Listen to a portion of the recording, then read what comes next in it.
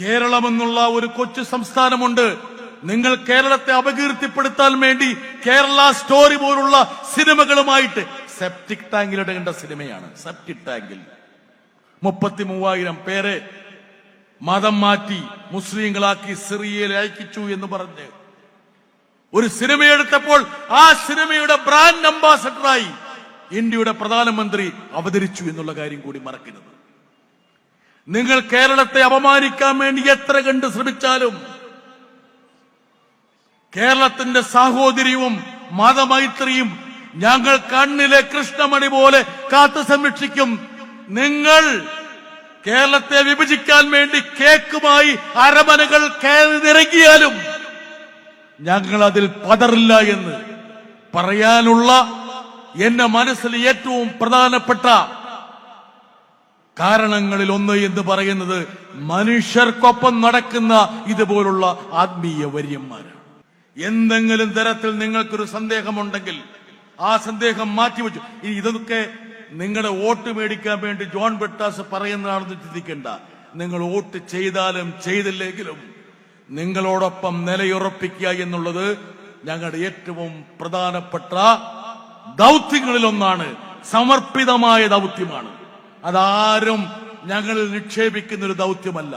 ഞങ്ങൾ നെഞ്ചോട് ചേർത്ത് പിടിക്കുന്ന ഏറ്റവും പ്രധാനപ്പെട്ട ഒരു ലക്ഷ്യമായിട്ടാണ് ഞങ്ങൾ ഇതിനെ കാണുന്നത്. ഇന്ന് രാജ്യത്തെന്താണ് നടക്കുന്നത്, ലോകത്തെന്താണ് നടക്കുന്നത്? ഒരുപക്ഷെ മനുഷ്യൻ ഒരു ഇരുകാലി മൃഗമായി പരിണമിക്കുമ്പോൾ അരുത് മാനവികതയുടെ തലത്തിലേക്ക് മനുഷ്യനും എത്തണം എന്നുള്ള നിഷ്കർഷയോടെ 91-ാം വയസ്സിൽ വിസ്മയകരമായ ഒരു ഏട് സൃഷ്ടിച്ചുകൊണ്ട് ഉസ്താദ് കേരളത്തിന്റെ വടക്കേ അറ്റത്ത് നിന്ന് തെക്കേ അറ്റത്തേക്ക് മനുഷ്യ നന്മയ്ക്ക് വേണ്ടിയുള്ള ഒരു പര്യടനത്തിലാണ്. ഈ ഒരു പരിപാടി ഉദ്ഘാടനം ചെയ്യാൻ വരണമെന്ന് പറഞ്ഞപ്പോൾ ഞാൻ അതിന്റെ സംഘാടകരോട് പറഞ്ഞു, ഇന്ത്യയിൽ ഏത് ഭാഗത്താണെങ്കിലും ഉസ്താദിനോടുള്ള ബഹുമാനത്തെ മുൻനിർത്തി അദ്ദേഹം മുന്നോട്ട് വെക്കുന്ന ഈ ആശയത്തിന് അടിവരയിടാൻ ഞാൻ തീർച്ചയായിട്ടും കോഴിക്കോട് മുതലക്കുളത്തെത്തിയിരിക്കുമെന്ന് ഞാൻ ഉറപ്പ് നൽകുന്നു. ഉസ്താദിന്റെ മുതലക്കുളത്തെ ഹ്രസ്വമായിട്ടുള്ള ഒരു പ്രതിപാദനം ഞാൻ കാണുകയുണ്ട്. ലോകത്ത് പോലീസ് ചമയുന്ന അമേരിക്കൻ സാമ്രാജ്യത്തിനെതിരെ ഇന്ത്യ സർക്കാർ നിശബ്ദത പാലിച്ചപ്പോൾ അമേരിക്ക ചെയ്യുന്നത് തെമ്മാടിത്തമാണെന്നും അക്രമിയുടെ പക്ഷത്ത് നിൽക്കാൻ പാടില്ല എന്നും ജനാധിപത്യത്തിന്റെ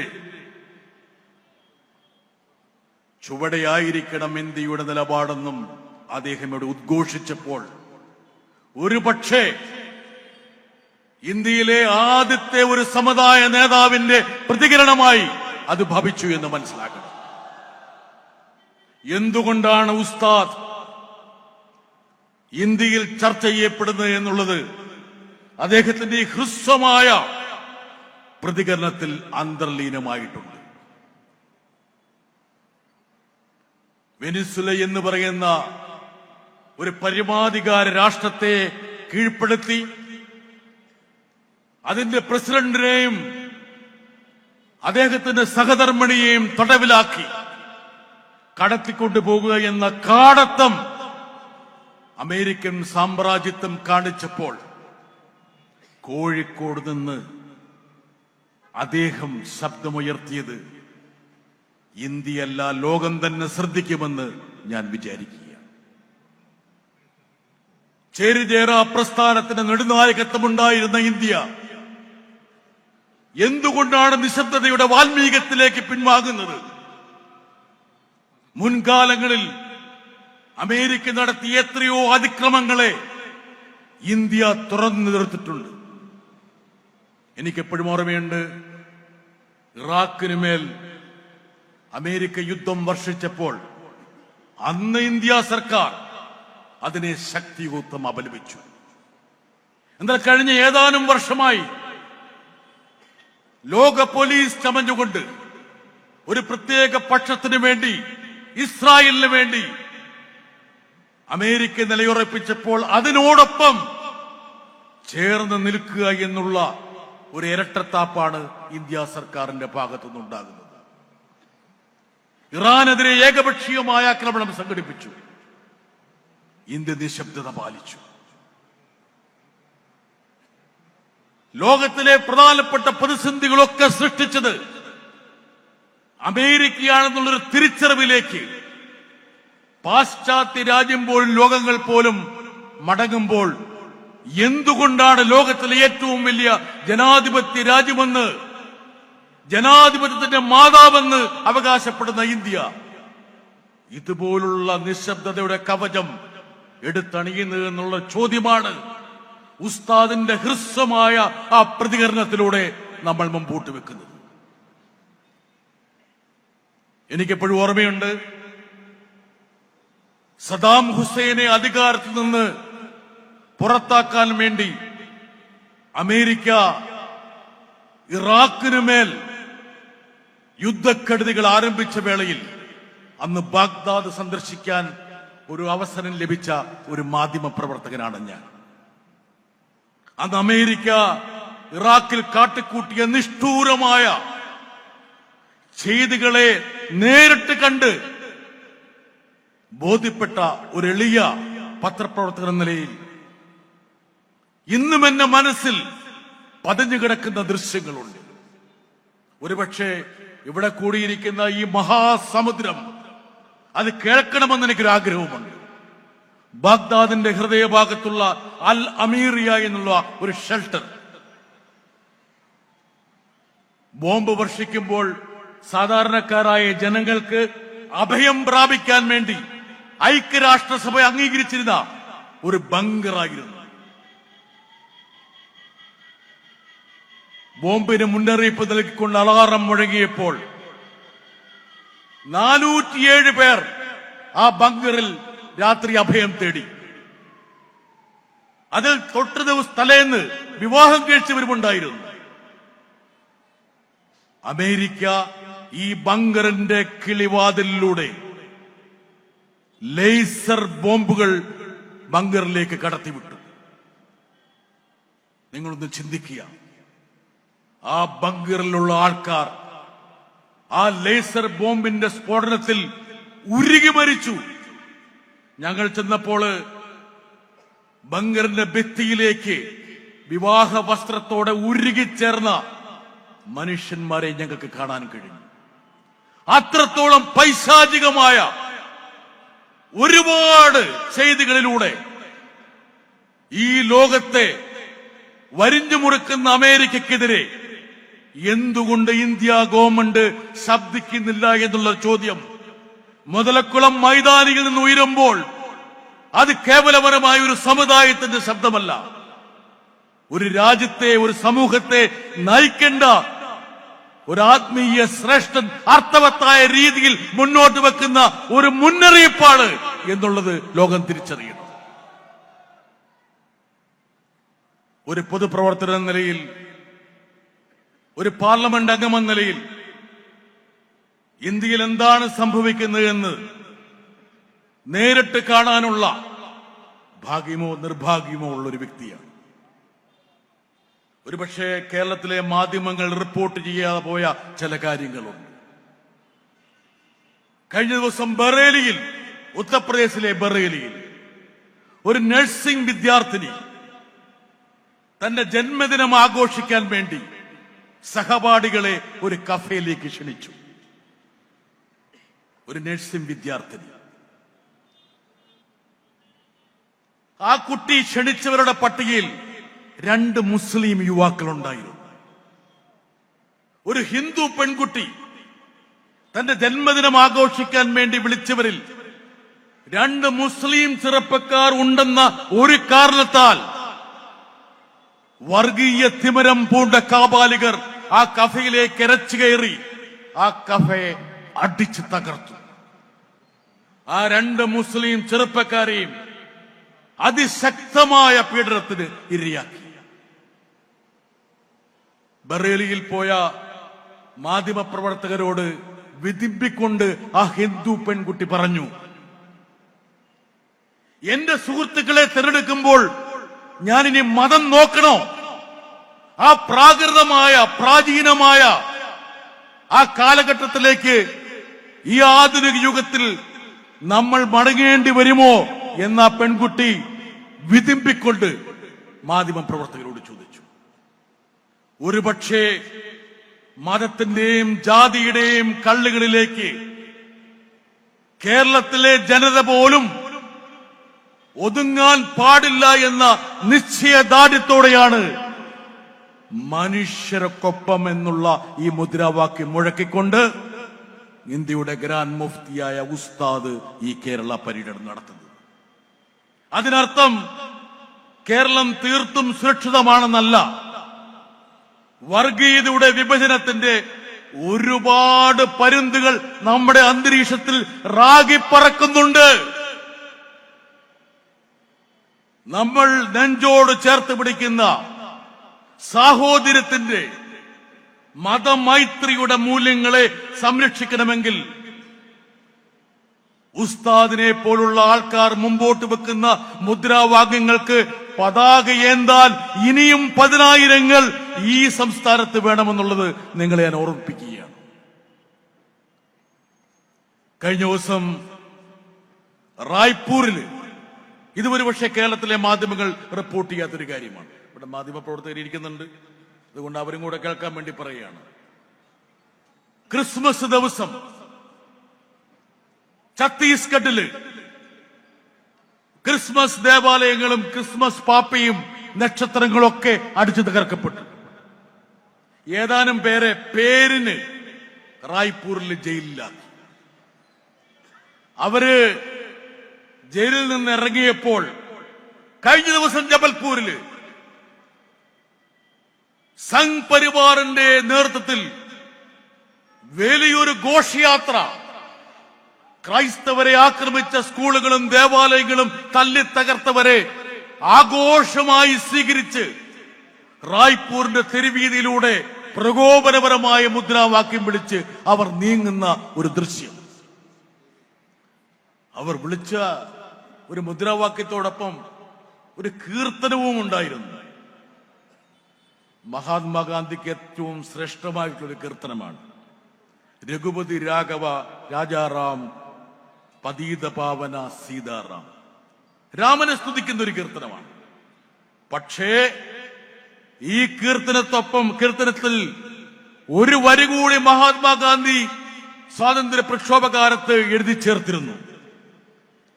ഈശ്വർ അല്ലാ തേരാ നാം സബ്കോ സന്മതി ദോ ഭഗവാൻ. ഈശ്വരനും അള്ളയും ഒക്കെ ഒന്നാണ്, ഏവർക്കും സദ്ബുദ്ധി കൂടി നൽകണമെന്നുള്ള മഹാത്മാഗാന്ധിയുടെ ആ സാഹോദര്യത്തിന്റെ മതമൈത്രിയുടെ ആ ഗാനം പോലും കീർത്തനം പോലും ഇന്ന് വർഗീയവാദികൾ തങ്ങളുടെ വിഭജനത്തിന് വേണ്ടി ഉപയോഗിക്കുന്ന തലത്തിലേക്ക് ഇന്ത്യൻ രാഷ്ട്രീയം മാറുന്നു എന്നുള്ളതാണ് നമ്മുടെ മുമ്പിലെ ഏറ്റവും പ്രധാനപ്പെട്ട യാഥാർത്ഥ്യം. മഹാത്മാഗാന്ധിയുടെ പേരിലുള്ള ദേശീയ തൊഴിൽദാന പദ്ധതി അസ്തമിച്ചു കഴിഞ്ഞിരിക്കുന്നു. പാർലമെന്റ് സമ്മേളനത്തിൽ നിങ്ങൾ കണ്ടിട്ടുണ്ടാകാം, ജി റാം ജി എന്ന പേരിൽ മഹാത്മാഗാന്ധിയെ രണ്ടാമത് വധിക്കുന്ന രംഗം. RSS വിഭാവനം ചെയ്ത മതരാഷ്ട്രത്തിന് വിരുദ്ധമായി ഒരു മതനിരപേക്ഷ ഭരണകൂടത്തിന് വേണ്ടി മഹാത്മാഗാന്ധി നിലകൊണ്ടു എന്നൊറ്റ പേരിലാണ് സംഘ് പരിവാർ അദ്ദേഹത്തെ വെറുക്കുന്നത്. അദ്ദേഹത്തെ വധിച്ചത് തന്നെ അതിന്റെ പേരിലാണ്. മഹാത്മാഗാന്ധിയുടെ പേരക്കിടാവായിട്ടുള്ള രാജ്മോഹൻ ഗാന്ധിയുടെ ഒരു പുസ്തകമുണ്ട്. അദ്ദേഹം പറഞ്ഞു, ജീവിച്ചിരുന്നപ്പോൾ മഹാത്മാഗാന്ധി നൽകിയ സന്ദേശത്തേക്കാൾ വലിയ സന്ദേശം തന്റെ മരണത്തിലൂടെ നൽകി എന്നുള്ളത്. ഒരുപക്ഷെ ഇവിടെ ഇരിക്കുന്ന എന്റെ സഹോദരന്മാർക്ക് അറിയാത്തൊരു കാര്യം കൂടി പറയാം. താൻ വധിക്കപ്പെടുന്നതിന് 2-3 ദിവസം മുമ്പ് അദ്ദേഹം സന്ദർശിച്ചത് ഡൽഹിയുടെ പ്രാന്തപ്രദേശത്തുള്ള മെഹ്റോളി ദർഗയിലായിരുന്നു. ഇന്ത്യ വിഭജനത്തെ തുടർന്ന് ആ ദർഗ ആക്രമിക്കപ്പെട്ടു. കുത്തബ്ദീൻ ബക്തിയാർ കാക്കി ദർഗ പുനർനിർമ്മിക്കാൻ വേണ്ടി 50,000 രൂപ നൽകണമെന്ന് മഹാത്മാഗാന്ധി ആ സന്ദർശനത്തിന് ശേഷം ജവഹർലാൽ നെഹ്റുവിനോട് അപേക്ഷിച്ചു. ഇന്ത്യ സ്വാതന്ത്ര്യം കിട്ടി ആഘോഷ തിമിർപ്പിലായിരുന്ന ഘട്ടത്തിൽ നഗ്നപാതനായി കൽക്കത്തയുടെ തെരുവാറുകളിലൂടെ ഹിന്ദുക്കളും മുസ്ലിങ്ങളും ഒരുമിച്ച് നിൽക്കണമെന്നുള്ള ആഹ്വാനം നടത്തിക്കൊണ്ട് അദ്ദേഹം അലഞ്ഞു തിരിയുകയായിരുന്നു. ഇന്ത്യയുടെ ദുരന്തത്തിന് വഴിവെച്ച ഒരുപാട് കലാപങ്ങൾ നേരിട്ട് കണ്ട ഒരു എളിയ മാധ്യമ പ്രവർത്തകനാണ്. ഇപ്പോഴും ഇന്ത്യയെക്കുറിച്ച് ചർച്ച ചെയ്യുന്ന സമയത്ത് എന്റെ മനസ്സിലേക്ക് വരുന്നത് 992 ഡിസംബർ 6 500 വർഷക്കാലം ഇന്ത്യയുടെ മതനിരപേക്ഷതയുടെ പ്രതീകമായി തലയുയർത്തി നിന്ന ബാബറി മസ്ജിദിന്റെ താഴികക്കുടങ്ങൾ ധൂളികളായി അന്തരീക്ഷത്തിൽ ലയിക്കുന്ന ഒരു രംഗമാണ്. അന്ന് ബഹുമാനരായ സായിമാരെ ഞാൻ എഴുതിയ ഒരു വരിയുണ്ട്. ഫൈസാബാദിൽ നിന്ന് അയോധ്യയിലേക്ക് പുലർച്ചെ ഞങ്ങളെ പോലുള്ള മാധ്യമ പ്രവർത്തകർ യാത്ര ചെയ്തപ്പോൾ അത് മതനിരപേക്ഷ ഭാരതത്തിന്റെ ചരമക്കുറിപ്പ് എഴുതാൻ വേണ്ടിയുള്ള ഒരു യാത്രയായിരിക്കുമെന്ന് ഞങ്ങളാരും നനച്ചിരുന്നില്ല എന്ന്. ഇന്ത്യ ഇരുണ്ട യുഗത്തിലേക്ക് പ്രവേശിക്കുന്നു എന്ന് ഞങ്ങളെ പോലുള്ള മാധ്യമ പ്രവർത്തകർ എഴുതി. ഇന്ന് എവിടേക്കാണ് ഇന്ത്യ എത്തിയിരിക്കുന്നത്? മണിപ്പൂർ കത്തിക്കൊണ്ടിരിക്കുമ്പോൾ പ്രധാനമന്ത്രി അവിടേക്കൊന്നും പോയില്ല. ബാബറി മസ്ജിദ് തകർത്ത സ്ഥലം തകർത്തവർക്ക് തന്നെ നൽകിക്കൊണ്ടുള്ള ഒരു സുപ്രീം കോടതി വിധി വന്നു. ആ സുപ്രീം കോടതി വിധിയെ നമ്മളെല്ലാം മാനിക്കുന്നു, കോടതിയെ നമ്മളെല്ലാം ആദരിക്കുന്നു. എന്നാൽ ഇന്ത്യയുടെ പ്രധാനമന്ത്രി ക്ഷേത്രത്തിന്റെ പ്രാണപ്രതിഷ്ഠയ്ക്ക് പോയപ്പോൾ ഇന്ത്യൻ പാർലമെന്റിൽ എഴുന്നേറ്റ് നിന്ന് ഞാൻ പറഞ്ഞു, പ്രധാനമന്ത്രിയിൽ അർപ്പിതമായിരിക്കുന്ന ഉത്തരവാദിത്തം എന്ന് പറയുന്നത് പൗരന്മാർക്ക് പ്രാണൻ നിലനിർത്തുക എന്നുള്ളതാണ്. ദൈവങ്ങൾക്ക് പ്രാണൻ കൊടുക്കേണ്ട ഒരു ദൗത്യവും പ്രധാനമന്ത്രിയിൽ ഭരണഘടന അനുശാസിക്കുന്നില്ല.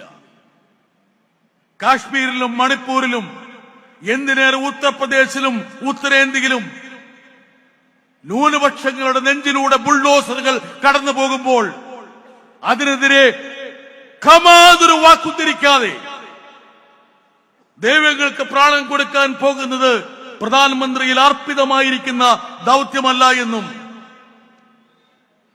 പ്രധാനമന്ത്രി ഉൾപ്പെടെയുള്ള ആൾക്കാർ വിളിക്കുന്ന രാമൻ എന്നത് യഥാർത്ഥത്തിൽ അവരുടെ രാമനല്ല എന്നും രാമൻ എന്ന് പറയുന്നത് സ്നേഹത്തിന്റെയും അനുതാപത്തിന്റെയും സൗഹാർദ്ദത്തിന്റെയും സാഹോദര്യത്തിന്റെയും മഹാത്മാഗാന്ധിയുടെ രാമനാണെന്നും ഞാൻ പാർലമെന്റിൽ എഴുന്നേറ്റ് പ്രസംഗിച്ചു. ഒരുപക്ഷെ ജോൺ ബ്രിട്ടാസ് എന്നുള്ള ഒരു സാധാരണക്കാരനായ ഒരു പൊതുപ്രവർത്തകന് അങ്ങനെ സംസാരിക്കാൻ വേണ്ടി ഒരു തന്റേടവും ആർജവവും കിട്ടിയത് ഉസ്താദിനെ പോലുള്ള ആൾക്കാർ ഉഴുതു മറിച്ച മതനിരപേക്ഷതയുടെ ഈ കേരള ഭൂമിയാണെന്ന് എനിക്ക് തന്റെ ഇടത്തോടുകൂടി പറയാൻ പറ്റും. ഈ കേരളം എനിക്ക് നൽകിയിരിക്കുന്ന ദിശാബോധവും നിശ്ചയദാർഢ്യവുമാണ്. ഒരുപക്ഷെ പാർലമെന്റിൽ എഴുന്നേറ്റ് നിന്ന് പിന്നോക്കക്കാർക്കും ന്യൂനപക്ഷങ്ങൾക്കും ദളിതർക്കും വേണ്ടി സംസാരിക്കാൻ എനിക്ക് കരുത്ത് പകരുന്നത്. ഈ ബുൾഡോസർ എന്ന് പറയുമ്പോൾ അതിപ്പോൾ ഉത്തരേന്ത്യയിൽ മാത്രമാണെന്ന് നിങ്ങൾ ധരിക്കണ്ട.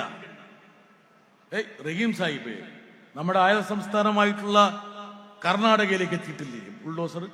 ഇല്ലേ? ബാംഗ്ലൂരില് ഡിസംബറിന്റെ ശൈത്യത്തിൽ പുലർവേളയിൽ ഒരു മുന്നറിയിപ്പും നൽകാതെ 200 ഭവനങ്ങളെ ഉഴുതുമറിച്ചുകൊണ്ട് ബുൾഡോസറുകൾ കടന്നുപോയി. ബുൾഡോസറിന് സെക്കുലർ ബുൾഡോസർ എന്നുള്ള പേരൊന്നുമില്ല. അങ്ങനെ ചില ആൾക്കാർ, അല്ലോട് റഹീം സാഹിബ്, അങ്ങനെ ആൾക്കാരെ വിശേഷിപ്പിക്കാൻ വേണ്ടി ശ്രമിച്ചു. ഒരു മുന്നറിയിപ്പാണ്. നമ്മുടെ അയൽ സംസ്ഥാനത്തേക്ക് പോലും ബുൾഡോസറുകൾ എത്തുന്നുണ്ട്. ഒരുപക്ഷെ ഇതൊക്കെ നമുക്ക് മുന്നറിയിപ്പുകൾ നൽകേണ്ടിയിരിക്കുന്നു. ഞാന് കഴിഞ്ഞ പ്രാവശ്യം ഉസ്താദിന്റെ ഒരു പരിപാടിക്ക് വേണ്ടിയിട്ട് കാന്തപുരത്ത് ഇവിടെ എത്തിയിരുന്നു, മർക്കസിൽ. ആ പരിപാടി കഴിഞ്ഞ ശേഷം ഞാൻ മർക്കസിൽ പോയി വിദ്യാർത്ഥികളുമായിട്ട് സംവദിച്ചു ഒരു 2 മണിക്കൂർ. എനിക്ക് അത്ഭുതം തോന്നി. എന്താ കാരണം എന്ന് വെച്ചാൽ ഇന്ത്യയുടെ എല്ലാ ഭാഗത്തു നിന്നുള്ള വിദ്യാർത്ഥികൾ, അതിലൊരു 20-25ഓളം കാശ്മീരിൽ വന്ന കുട്ടികളുമായിട്ട് ഞാൻ സംവദിച്ചു. എനിക്കറിയാം ഉസ്താദിന്റെ കാശ്മീർ യാത്രയിൽ ഭീകരവാദത്തിൽ അനാഥമാക്കപ്പെട്ട എത്രയോ കുഞ്ഞുങ്ങളെ ഉസ്താദ് ചേർത്ത് നിർത്തി അവരെ വിദ്യാഭ്യാസത്തിന്റെ പടച്ചട്ടയണിയിച്ച് സമൂഹത്തിലെ പ്രോജ്വലരായിട്ടുള്ള അണികളായി വിളക്കി ചേർത്തിട്ടുണ്ട് എന്ന്. അതിലൊരു വസീം അക്രം എന്ന് പറയുന്ന ഒരു ചെറുപ്പക്കാരന്റെ മനസ്സലിയിക്കുന്ന ഒരു സാമൂഹ്യ മാധ്യമക്കുറിപ്പ് പോലും എനിക്ക് വായിക്കാൻ കഴിഞ്ഞു. തീവ്രവാദത്തിൽ നിന്നും, അരാജകത്തിൽ നിന്നും, ഭരണകൂട ഭീകരതയിൽ നിന്നും ഒരു യുവതലമുറയെ മോചിപ്പിക്കാൻ വേണ്ടി ഉസ്താദിനെ പോലുള്ള ആൾക്കാർ പ്രദാനം ചെയ്യുന്ന ആത്മീയ വിദ്യാഭ്യാസത്തോടൊപ്പം ചേർത്ത് വെക്കുന്ന ഭൗതിക വിദ്യാഭ്യാസം ശ്രേഷ്ഠമാണെന്നും ഇത് മാതൃകയാണെന്നും ആ വസീം അക്രം എന്നുള്ള ആ ചെറുപ്പക്കാരൻ എഴുതി വെച്ചു. ഒരു പൊതുപ്രവർത്തന എന്ന നിലയിൽ ഉത്തരേന്ത്യയിലെ പല സ്ഥലങ്ങളിലും ഞാൻ പോകാറുണ്ട്. ഓപ്പറേഷൻ സിന്ദൂറിന് ശേഷം ഇന്ത്യ ഗവൺമെന്റ് ആഗോള നയതന്ത്ര ദൗത്യത്തിന്റെ ഭാഗമായി കുറച്ച് എംപിമാരെ വിദേശത്തേക്ക് വിട്ടു. അന്ന് അതോടൊപ്പം ചേരാൻ വേണ്ടിയുള്ള ഒരു ഭാഗ്യം എനിക്കുമുണ്ടായി. ഞാൻ പോയത് Japan, Korea, Indonesia, Malaysia, Singapore എന്നീ രാജ്യങ്ങളിലായി. അപ്പോൾ അവിടെയുള്ള വിവിധ വിഭാഗം ജനങ്ങളുമായിട്ട് സംവദിച്ചു. പാർലമെന്റേറിയന്മാർ, അതുപോലെ തന്നെ നാനാ തുറയിലുള്ള വ്യക്തികൾ, മന്ത്രിമാർ, സാധാരണക്കാർ, അങ്ങനെ പലരും. അവരെല്ലാം ചോദിച്ചൊരു ചോദ്യമുണ്ട്. മതനിരപേക്ഷതയുടെ ഈറ്റില്ലമായിരുന്ന, ലോകത്ത് ജനാധിപത്യത്തിന്റെ പതാക ഏന്തിയ, ദീപം തെളിച്ച ജവഹർലാൽ നെഹ്റുവിനെ പോലുള്ള ആൾക്കാരുടെ ഇന്ത്യ എന്നുള്ള കർമ്മഭൂമി, അവിടെ എന്തുകൊണ്ടാണ് ന്യൂനപക്ഷങ്ങൾ പീഡിപ്പിക്കപ്പെടുന്നത്? എന്തുകൊണ്ട് നിങ്ങൾക്ക് സാഹോദര്യത്തിന്റെ തലത്തിലേക്ക് മാറാൻ കഴിയുന്നില്ല? ഇന്ത്യയിൽ നിന്ന് ഞങ്ങൾ പ്രതീക്ഷിക്കുന്നത് മതമൈത്രിയുടെ ഏറ്റവും പ്രധാനപ്പെട്ട ഉദാത്തമായ തലമാണ് എന്ന് അവരെല്ലാം പറഞ്ഞു. ഞങ്ങൾ തിരിച്ചു വന്ന് വിദേശകാര്യമന്ത്രിയെ കണ്ടു. വിദേശകാര്യമന്ത്രിയെ കണ്ടപ്പോൾ ഞാൻ പറഞ്ഞു, ബഹുമാനപ്പെട്ട മന്ത്രി, എനിക്ക് ചില കാര്യങ്ങൾ പറയാനുണ്ട്. അദ്ദേഹം പറഞ്ഞു, പറയൂ. ഞങ്ങൾ 6 പേര് 7 പേര് മാത്രമേ ഉള്ളൂ. അദ്ദേഹത്തോട് ഞാൻ പറഞ്ഞു, ഇന്ത്യ എന്നുള്ള രാജ്യത്തിന്റെ കീർത്തി, സൽപ്പേര് ആഗോളതലത്തിൽ സംരക്ഷിക്കപ്പെടണമെങ്കിൽ ഇന്ത്യയിലെ ന്യൂനപക്ഷങ്ങൾ സുരക്ഷിതരായിരിക്കണം. ഇവിടെ ഒരു ബുൾഡോസർ ഒരു മുസ്ലിം സഹോദരന്റെ വീട്ടിൽ കയറിയിറങ്ങുമ്പോൾ അത് ഇന്ത്യ എന്നുള്ള രാജ്യത്തിന്റെ സൽപ്പേരിന് കളങ്കം ചാർത്തുന്നു എന്നുള്ള കാര്യം വിദേശകാര്യ മന്ത്രിയായ നിങ്ങൾ തിരിച്ചറിയണമെന്ന്. എനിക്കിപ്പോഴും ഓർമ്മയുണ്ട്, മലയാളികളായിട്ടുള്ള 2 കന്യാസ്ത്രീകളെ അകാരണമായി UAPA പോലുള്ള കിരാത വകുപ്പുകൾ, വ്യവസ്ഥകൾ ചുമത്തി ഛത്തീസ്ഗഡിലെ ദുർഗ് ജയിലിൽ അടച്ചപ്പോൾ ഞങ്ങൾ ഏതാനും എംപിമാരോടെ പോയി. അതിനുശേഷം തിരിച്ച് പാർലമെന്റ് വന്ന ശേഷം ഞാൻ BJP ബെഞ്ചുകളെ നോക്കി ചോദിച്ചൊരു കാര്യമുണ്ട്, മന്ത്രിമാരെ നോക്കി കാണിച്ചൊരു കാര്യമുണ്ട്. നിങ്ങളൊക്കെ പലരും പഠിച്ചത് ക്രൈസ്തവ സ്കൂളിലാണ്. JP നഡ്ഡ, ജയശങ്കർ, നിർമ്മല സീതാരാമൻ, പീയൂഷ് ഗോയൽ, ഭരണപക്ഷത്തിരിക്കുന്ന ഈ മന്ത്രിമാരിൽ ബഹുഭൂരിപക്ഷം ആൾക്കാരുടെയും കുഞ്ഞുങ്ങൾ, പേരക്കിടാങ്ങൾ പഠിച്ചത് ക്രൈസ്തവ സ്കൂളുകളിലോ ന്യൂനപക്ഷ സ്കൂളുകളിലോ ആണ്. അവരെ ആരെങ്കിലും മതപരിവർത്തനം നടത്തിയോ? ഇന്ത്യയിൽ 20 കോടിയോളം മുസ്ലിങ്ങളുണ്ട്. ഇന്തോനേഷ്യ കഴിഞ്ഞാൽ ഏറ്റവും കൂടുതൽ മുസ്ലിങ്ങളുള്ള ഒരു രാജ്യം ഇന്ത്യയാണ്. പക്ഷേ 20 കോടി വരുന്ന ഇന്ത്യൻ മുസ്ലിങ്ങൾക്ക് ഇന്ത്യയുടെ അധികാര ശ്രേണിയിൽ എന്താണ് പ്രാതിനിധ്യമെന്നുള്ള കാര്യം നമ്മൾ ഇടയ്ക്ക് അവരെ ഓർമ്മപ്പെടുത്തണം. ഇന്ത്യൻ ക്യാബിനറ്റ്, മന്ത്രിസഭ പേരിനൊരു മുസ്ലിമിനെ പോലും ചേർക്കാൻ ഈ സർക്കാർ തയ്യാറായിട്ടുണ്ട്. ഇനി മറ്റു മേഖലകളൊക്കെ പരിശോധിക്കാം. ജുഡീഷ്യറി, ബ്യൂറോക്രസി, അങ്ങനെ ഇന്ത്യ എന്നുള്ള ഈ മഹാരാജ്യത്തെ മുന്നോട്ട് നയിക്കുന്ന ഭരണയന്ത്രത്തിന്റെ വ്യത്യസ്ത തലങ്ങളും പ്രതലങ്ങളും പരിശോധിച്ചാൽ അവിടെയൊക്കെ പ്രാതിനിധ്യം എന്നുള്ളത് എന്താണ് എന്ന് പരിശോധിക്കേണ്ട ഒരു സമയമാണ്. ഞാൻ അവരോട് പറയുന്ന ഒരു കാര്യമുണ്ട്. കേരളം എന്നുള്ള ഒരു കൊച്ചു സംസ്ഥാനമുണ്ട്. നിങ്ങൾ കേരളത്തെ അപകീർത്തിപ്പെടുത്താൻ വേണ്ടി കേരള സ്റ്റോറി പോലുള്ള സിനിമകളുമായിട്ട്, സെപ്റ്റിക് ടാങ്കിലിടേണ്ട സിനിമയാണ്. സെപ്റ്റിക് ടാങ്കിൽ 33,000 പേരെ മതം മാറ്റി മുസ്ലിങ്ങളാക്കി സിറിയയിൽ അയക്കിച്ചു എന്ന് പറഞ്ഞ് ഒരു സിനിമയെടുത്തപ്പോൾ ആ സിനിമയുടെ ബ്രാൻഡ് അംബാസഡറായി ഇന്ത്യയുടെ പ്രധാനമന്ത്രി അവതരിച്ചു എന്നുള്ള കാര്യം കൂടി മറക്കരുത്. നിങ്ങൾ കേരളത്തെ അപമാനിക്കാൻ വേണ്ടി എത്ര കണ്ട് ശ്രമിച്ചാലും കേരളത്തിന്റെ സാഹോദര്യവും മതമൈത്രിയും ഞങ്ങൾ കണ്ണിലെ കൃഷ്ണമണി പോലെ കാത്തു സംരക്ഷിക്കും. നിങ്ങൾ കേരളത്തെ വിഭജിക്കാൻ വേണ്ടി കേക്കുമായി അരമനകൾ കയറി നിറങ്ങിയാലും ഞങ്ങൾ അതിൽ പതറില്ല എന്ന് പറയാനുള്ള എന്റെ മനസ്സിൽ ഏറ്റവും പ്രധാനപ്പെട്ട കാരണങ്ങളിൽ ഒന്ന് എന്ന് പറയുന്നത് മനുഷ്യർക്കൊപ്പം നടക്കുന്ന ഇതുപോലുള്ള ആത്മീയ വര്യന്മാരാണ്.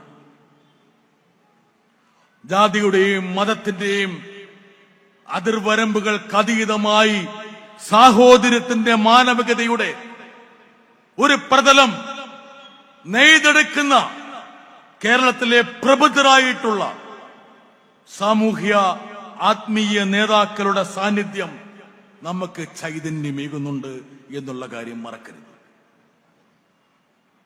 ഇവിടെ ഇനിയും ഒരുപാട് പേർ പ്രസംഗിക്കാനുണ്ട്. പക്ഷേ ഞാൻ എന്റെ ഉദ്ഘാടന പ്രസംഗം അവസാനിപ്പിക്കുമ്പോൾ ഒരു കാര്യം പറയാം.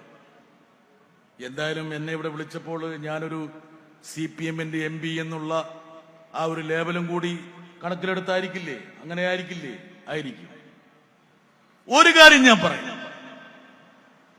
ഞങ്ങൾ പാർലമെന്റില് ചെറിയൊരു ന്യൂനപക്ഷമായിരിക്കും. പക്ഷേ ന്യൂനപക്ഷങ്ങളുടെയും പിന്നോക്കക്കാരുടെയും ദളിതരുടെയും പീഡിപ്പിക്കപ്പെടുന്നവരുടെയും ഉറച്ച ശബ്ദമായി അവസാന ശ്വാസം വരെ ഞങ്ങളെ പോലുള്ളവർ അവിടെ ഉണ്ടാകുമെന്നുള്ള ഒരു ഉറപ്പ് ഈ മുതലക്കുളത്തെ ഈ ജനാവലിക്ക് ഞാൻ നൽകുകയാണ്. കേരളത്തിലെ സാഹോദര്യവും മതമൈത്രിയും സംരക്ഷിക്കാനുള്ള ഏറ്റവും കരുത്തുള്ള പടച്ചട്ടയായി ഇടതുപക്ഷം എന്നും നിലകൊണ്ടിട്ടുണ്ട്, ഇന്നും നിലകൊള്ളുന്നു, നാളെയും ഞങ്ങൾ നിലകൊള്ളും എന്നുള്ള കാര്യം ഇവിടെ ഈ വേദിയിൽ വെച്ച് ഞാൻ പ്രഖ്യാപിക്കുകയാണ്. എന്തെങ്കിലും തരത്തിൽ നിങ്ങൾക്കൊരു സന്ദേഹമുണ്ടെങ്കിൽ ആ സന്ദേഹം മാറ്റിവെച്ചു. ഇനി ഇതൊക്കെ നിങ്ങളുടെ വോട്ട് മേടിക്കാൻ വേണ്ടി ജോൺ ബ്രിട്ടാസ് പറയുന്നതാണെന്ന് ചിന്തിക്കേണ്ട. നിങ്ങൾ വോട്ട് ചെയ്താലും ചെയ്തില്ലെങ്കിലും നിങ്ങളോടൊപ്പം നിലയുറപ്പിക്കുക എന്നുള്ളത് ഞങ്ങളുടെ ഏറ്റവും പ്രധാനപ്പെട്ട ദൗത്യങ്ങളിലൊന്നാണ്. സമർപ്പിതമായ ദൗത്യമാണ്. അതാരും ഞങ്ങളിൽ നിക്ഷേപിക്കുന്ന ഒരു ദൗത്യമല്ല. ഞങ്ങൾ നെഞ്ചോട് ചേർത്ത് പിടിക്കുന്ന ഏറ്റവും പ്രധാനപ്പെട്ട ഒരു ലക്ഷ്യമായിട്ടാണ് ഞങ്ങൾ ഇതിനെ കാണുന്നത്. ഇവിടെ നമ്മളെല്ലാം ഒന്നാണ് എന്ന് വിശ്വസിക്കുന്ന ഒരാളാണ്. ഈ ഒന്ന് എന്ന് പറയുന്നത് കേരളത്തിന്റെ നന്മയെ, കേരളം ആർജിച്ച മഹത്തരമായ ഈ പന്താവിനെ സംരക്ഷിക്കാനുള്ള ഒരു പടപ്പുറപ്പാടിലാണ് നമ്മളെല്ലാം. വിവേകാനന്ദ സ്വാമി കേരളം സന്ദർശിച്ചപ്പോൾ അദ്ദേഹം ഈ നാടിനെ വിശേഷിപ്പിച്ചത് ഭ്രാന്താലയമെന്നാണ്. ആ ഭ്രാന്താലയത്തിൽ നിന്ന് സാഹോദര്യത്തിന്റെ ഏറ്റവും പ്രധാനപ്പെട്ട വിളക്കുമാടമായി കേരളം മാറിയിട്ടുണ്ടെങ്കിൽ ആ ദീപത്തെ സംരക്ഷിക്കാനുള്ള ഉത്തരവാദിത്തം നിങ്ങളിലും എന്നിലും നിക്ഷിപ്തമായിരിക്കുന്നു എന്നുള്ള ഒരു ഓർമ്മപ്പെടുത്തൽ കൂടിയാണ് ഉസ്താദിന്റെ ഈ കേരള യാത്ര എന്നുകൂടി പറഞ്ഞുകൊണ്ട് ഈ മഹാറാലി ഔപചാരികമായി ഉദ്ഘാടനം ചെയ്യുന്നു. ഉസ്താദിന്റെ ദീപ്തമായിട്ടുള്ള ഈ യാത്ര കേരള സമൂഹത്തെ സ്ഫുടം ചെയ്തെടുക്കട്ടെ എന്ന് ആശംസിച്ചുകൊണ്ട് ഞാൻ എന്റെ വാക്കുകൾ നിർത്തുന്നു. നന്ദി, നമസ്കാരം.